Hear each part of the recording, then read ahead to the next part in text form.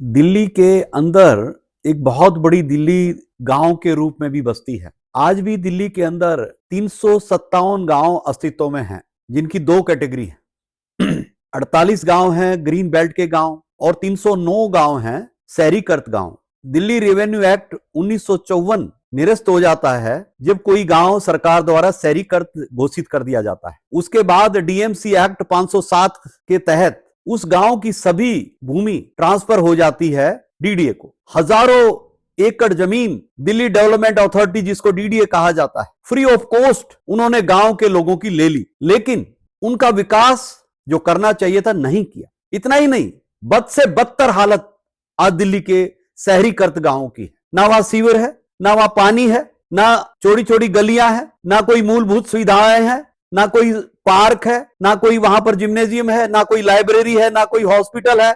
जिस तरीके से दिल्ली के चिड़ियाघर में लोग रहते हैं, उस तरीके से ये लाल डोरे के अंदर गांव के लोग जैसे तैसे अपना बसर कर रहे हैं। पहले एक पिता के 4 बेटे थे, 4 फ्लोर आपस में एक एक बट गए, अब उनके 2-2 बच्चे हो गए, वो कहां जाएं? डीडीए की वजह से और दिल्ली के हुक्मरान की वजह से इन शहरीकृत गांव के लोगों का जीना स्लम से भी ज्यादा बदतर है। और दुख तो इस बात का आता है कि इनकी बात करने वाला कोई नहीं है, और जब भी कोई यदा कदा कोई बात करता है तो एक परसेप्शन बना दिया, अरे तो बहुत पैसे वाले। अरे थे पैसे वाले जब हम पे जमीनें थी, हमारी जमीनें छिन गई। हमारी जमीन छिनने के बाद हम पे कोई साधन नहीं है। जो पैसा था, इतनी हमें समझ नहीं थी कि उसको हम मल्टीप्लाई कर पाते।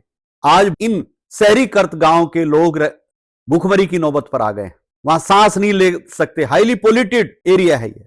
मैंने दिल्ली के लेफ्टिनेंट गवर्नर को लिखा है कि जो मास्टर प्लान 2041 आ रहा है, उसके अंदर प्रावधान होना चाहिए। इन शहरीकृत गांवों को बसा रहने के लिए भी प्लान होना चाहिए। वहां पर भी शिविर होना चाहिए, वहां पर पानी होना चाहिए, वहां पर मूलभूत सुविधाएं होनी चाहिए। इन गांवों में मिलता है तो एक टूटी फूटी चौपाल मिलती है, एक टूटा फूटा स्कूल मिलता है। मेरा मानना है कि वो जो चौपाल की जगह है, उसका एफआर बढ़ा के उसको मल्टी स्टोरी बना के सारी सुविधाएं दी जाए। जिस तरीके से शहर में कम्युनिटी सेंटर बनाती है सरकार, उसी तरीके से उसको कम्युनिटी सेंटर का रूप दिया जाए। उसी प्रकार जहां अवेलेबल जगह है स्कूल की है, उस स्कूल की अवेलेबल जगह को मल्टी स्टोरी करके स्कूल बिल्डिंग बना दी जाए, और बाकी जो प्ले ग्राउंड है उसका इस्तेमाल दूसरी सुविधाओं के लिए किया जाए। इतना ही नहीं, इस शहर के, इस गांव के आसपास कोई जगह है तो उस जगह के अंदर मूलभूत सुविधाएं दी जाए। इन गांव के लोगों को भी दिल्ली का हक, चमकती हुई दिल्ली का हक मिलना चाहिए। ऊंची ऊंची इमारतें इनकी जमीनों पे बन गई, पर इनका क्या? इनको कुछ नहीं मिला। मिला है धोखा, मिली है एक पीड़ा कि हमारे खेतों में ये बिल्डिंग है, और इन लाल डोरे के अंदर एक दयनीय स्थिति में ये लोग रह रहे हैं। इसके अंदर सुप्रीम कोर्ट का 1992 का एक फैसला भी है, Ramkaran versus union of India. Nasirpur गांव के लोगों ने सुप्रीम कोर्ट तक में पहुंचे थे और कहा था कि हमारे गांव की संस्कृति और सुविधाओं के लिए हमें जमीन चाहिए।